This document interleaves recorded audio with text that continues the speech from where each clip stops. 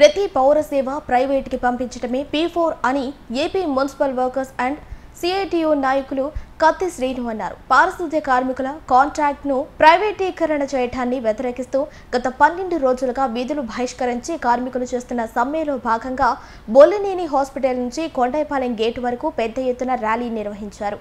అనంతరం వారు మాట్లాడుతూ తమ సమస్యపై మున్సిపల్ శాఖ మంత్రి పొంగూరు నారాయణకు వినతి పత్రం సమర్పించిన ముఖ్యమంత్రి నారా చంద్రబాబు నాయుడు ఆదేశాల ప్రకారమే తాము రాష్ట్రం మొత్తం ఈ కార్యక్రమం చేపట్టామని మంత్రి చెప్తున్నారని, వాస్తవానికి రాష్ట్రంలో ఈ ప్రైవేటీకరణ ఎక్కడా జరగలేదని, ముందుగా నెల్లూరులోనే మంత్రి ప్రాతినిధ్యం వహించే సిటీ నియోజకవర్గంలోనే టెండర్లు పిలిచారని ఆరోపించారు.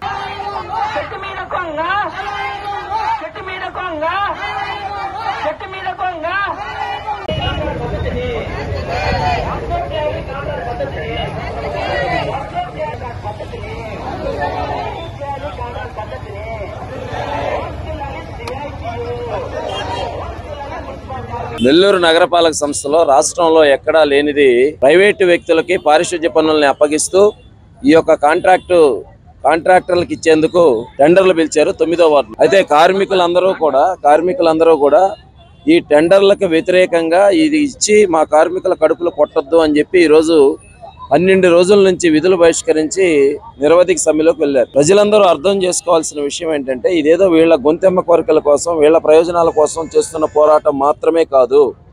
కాంట్రాక్టర్లందరికీ ఇవన్నీ ఇచ్చేసిన తర్వాత మొత్తం పౌర సేవలన్నీ ప్రైవేటీకరించి అన్ని సేవలకి డబ్బులు యూజర్ ఛార్జీల పేరుతో అధిక భారాలు ప్రజల నెత్తిన మోపడానికి P4 అంటే ప్రతి పౌర సేవ ప్రైవేట్కి పంపించడమే P4. 4 Pలు ప్రతి పౌర సేవ ప్రైవేట్కి పంపించడం, ఇది P4. ఈ P4 విధానం పేరుతో ఈరోజు ఆ బాణం కార్మికుల గుండెల్లో, కార్మికుల కడుపుల్లో గుచ్చుకుంది. కానీ ఈ పోరాటం ఫలిస్తే కేవలం కార్మికులకు మాత్రమే ప్రయోజనం కాదు, ఈ నెల్లూరు నగర ప్రజలందరి మీద పౌర సేవలు ప్రైవేటీకరించి వేల కోట్ల రూపాయలు యూజర్ ఛార్జీలు మోపడానికి ఈ కూటమి ప్రభుత్వం సిద్ధమైంది. కుళాయిలకి మీటర్లు పెట్టడం, పారిశుద్ధ్య పనులకి ఇంటింటికి ఇంత చొప్పున వసూలు చేయడం, వీధి లైట్లకి సంబంధించి ఆ వీధిలో ఉన్నటువంటి వారందరిని ఎత్తిన కరెంటు బిల్లులో మోపడం, ఇటువంటి ప్రణాళికలు నారాయణ గారు కూటమి ప్రభుత్వం సిద్ధం చేస్తున్నారు. దానిలో మొదటి మెట్టే ఈ టెండర్లు పిలవడం, కాంట్రాక్టర్లకు అప్పగించడం. ప్రజలు అర్థం చేసుకోవాలి, మున్సిపల్ కార్మికులు చేస్తున్నటువంటి న్యాయమైనటువంటి పోరాటానికి ప్రజలు అండదండలు మద్దతు అందించాలి. కొంతమంది దీని మీద అబద్ధాల ప్రచారాలు, దూషణలు, ఆవేశాలు, అక్కసు ఇవన్నీ కూడా సహజమే. అధికార పార్టీ నాయకులు ఎక్కజెప్పడంతో వాళ్ళ అక్కసంతా ఎలగక్కుతున్నారు.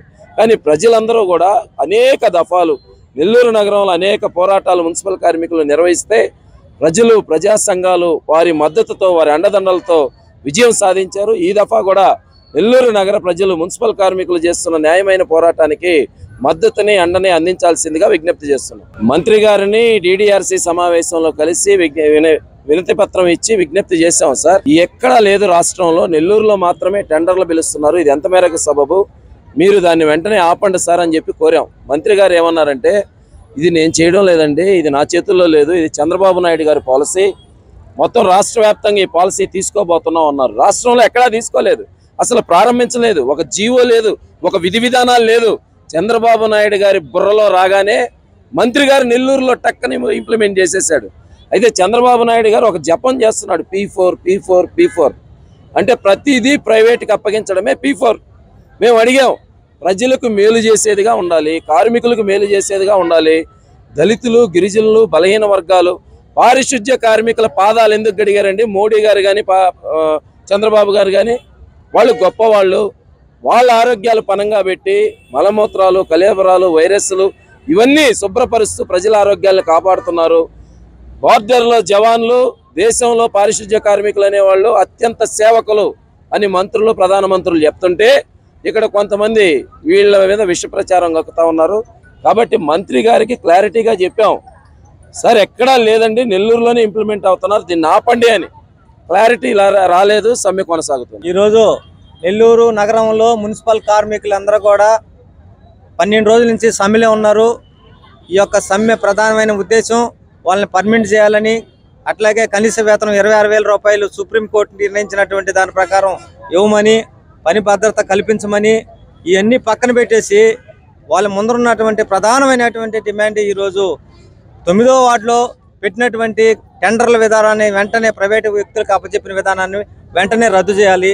రద్దు చేయకపోతే మేము రోడ్ల మీద పడతాం. కాబట్టి నెల్లూరు ప్రజలందరూ కూడా అర్థం చేసుకొని వాళ్ళు చేస్తున్నటువంటి న్యాయమైన పోరాటానికి మీ యొక్క సంపూర్ణమైన మద్దతు ప్రకటించాలని చెప్పి CITగా మేము ఈరోజు మిమ్మల్ని అందరినీ కోరుతా ఉన్నాం. మంత్రి గారు మన చెప్పడం ఏంటంటే ప్రైవేట్ టెండర్లు అనేది నా పరిధిలో కాదు, ముఖ్యమంత్రి డైరెక్ట్ గా ఆయన చెప్పినటువంటి విషయం. కాబట్టి నా పరిధిలో ఏమి లేదు, నేనేం చేయలేను. మీరు చెప్పిన విషయాలు కూడా ముఖ్యమంత్రి దృష్టికి తీసుకెళ్తామని చెప్పారు. మీ యొక్క ఆలోచనలే ముఖ్యమంత్రి గారి ఆలోచనలు అని చెప్పి మేము CITగా ఈరోజు చెప్పదలుచుకున్నాం.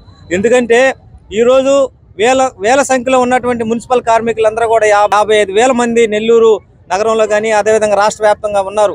అయితే వీళ్ళందరూ కూడా ప్రైవేటు వ్యక్తులకు అప్పచెప్తే ఆపకాకపోతే ప్రైవేటు వాళ్ళు ఏ విధంగా వాళ్ళని కూనీ చేసి ఏ విధమైనటువంటి పద్ధతుల్లో వాళ్ళని శ్రమని దోచుకొని వాళ్ళ కుటుంబాలకి ఇబ్బంది పెట్టేటువంటి పరిస్థితులు అందరికీ తెలుసు.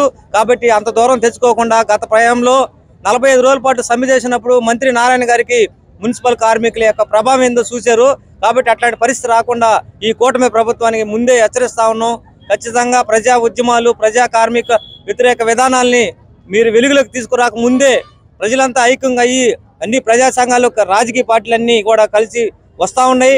కాబట్టి వాళ్ళ న్యాయమైనటువంటి పోరాటానికి మీరు వెంటనే ఆ టెండర్లని వెంటనే రద్దు చేయాలని చెప్పి సందర్భంగా తెలియజేస్తాం.